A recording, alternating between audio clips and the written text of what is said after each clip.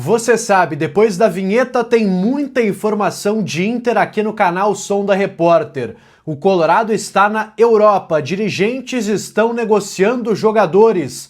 Vamos falar sobre isso e sobre mais informações que eu obtive numa entrevista exclusiva com um dirigente do Internacional. Falamos sobre Kaique Rocha, sobre Taison, sobre vendas de jogadores e tudo isso estará aqui nesse vídeo no YouTube. Eu trago esse conteúdo, só peço que vocês me ajudem no like, dando gostei nesse vídeo, também se inscrevendo aqui embaixo no canal e ativando as notificações. Tá certo, galera? Sem mais delongas, bora falar do Colorado. Vamos lá, pessoal, entrevistei José Olavo Bisol, dirigente do Internacional, que conversou de forma exclusiva com a Rádio Bandeirantes nesta sexta-feira, e o dirigente do Inter falou sobre vários assuntos e muitos temas importantes. E eu começo, pessoal, trazendo uma informação que não foi trazida nessa entrevista, mas que eu pude apurar nos bastidores. E sim, o Internacional está com dirigentes na Europa. Eu tenho a confirmação, pelo menos, de um nome que não está no Brasil, está no continente europeu e que faz negociações em nome do Internacional. Trata-se de Felipe Dallegrave, ele que faz parte do departamento de futebol do Internacional, ele cuida da questão dos contratos, da parte jurídica, é um cara que sempre está em viagem quando o Inter está próximo ou pelo menos sondando a situação de um jogador importante, principalmente no mercado europeu. Então já é um indício de que sim, o Inter está analisando reforços na Europa. Alguns outros colegas trouxeram a informação de que o Ricardo Sobrinho, gerente do Capa, também está ao lado do Felipe Dallegrave nesta viagem, representando o Internacional. Eu confesso, não consegui confirmar o nome do Caco Sobrinho, mas é bem possível. Eu vou deixar aí como uma informação que pode sim se confirmar, embora eu não tenha essa propriedade aqui para afirmar que ele está na Europa. Quem eu posso afirmar que está no Brasil, não está nessa comitiva, é o presidente Alessandro Barcelos, embora algumas informações tenham circulado de que ele estaria também nesta comitiva, mas não, o presidente não está em solo europeu nesse momento e trata das questões do Internacional em outro local.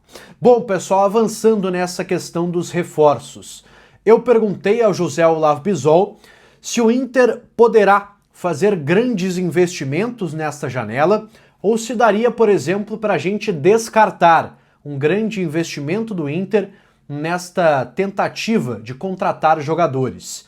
Eu até citei um exemplo ao Bisol, que seria um grande investimento. Pagar, por exemplo, 3, 4, 5 milhões de dólares, de euros, em um jogador, fazer uma aquisição desse tamanho. E o Bisol ele foi muito franco, pessoal, ao responder aquilo que eu já venho trazendo para vocês há bastante tempo aqui no canal.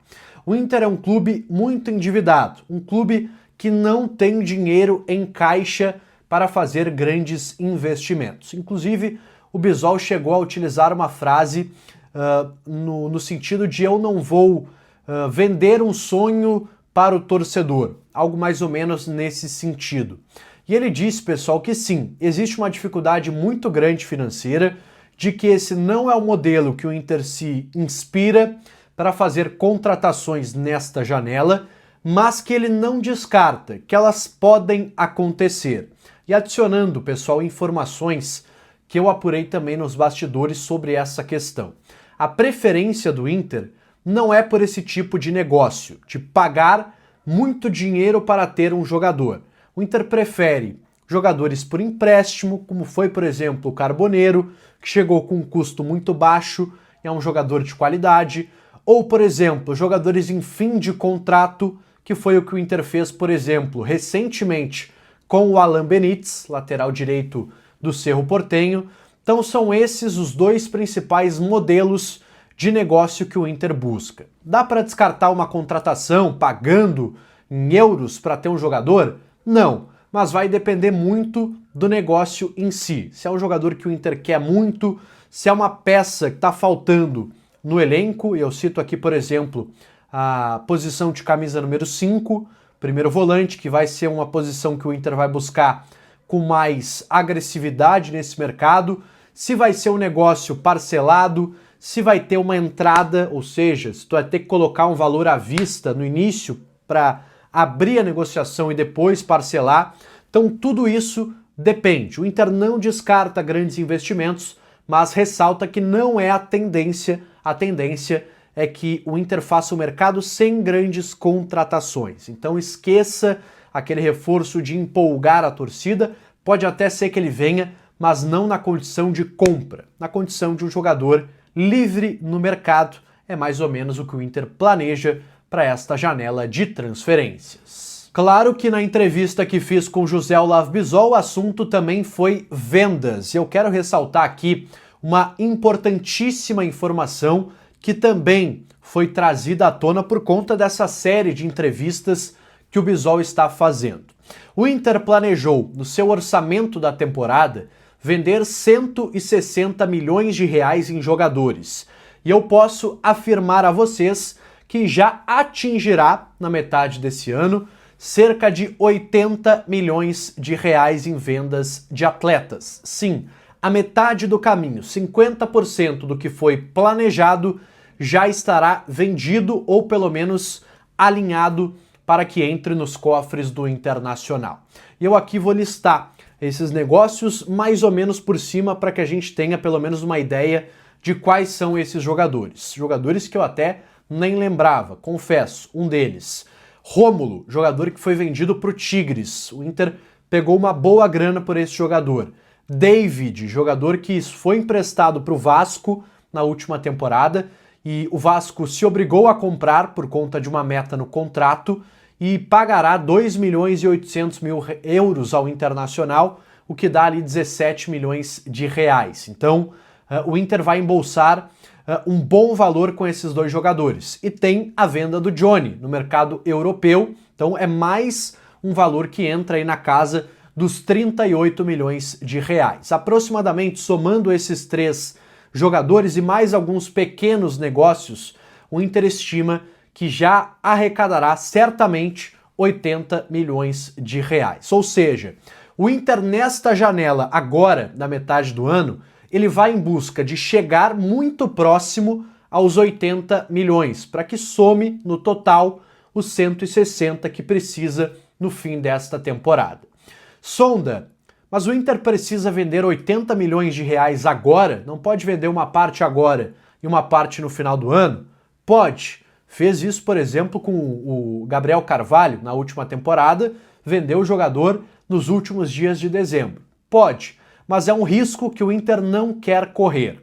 O clube sabe que a janela principal para vender jogadores, principalmente para o mercado europeu, é esta janela de início da temporada, onde os clubes colocam mais dinheiro, mais atenção, contratam os seus principais jogadores. Então, o Inter sabe que essa janela é a fundamental e quer já matar essa questão na janela que se abre agora no próximo dia 10 de julho. Abrem outras datas para outros mercados.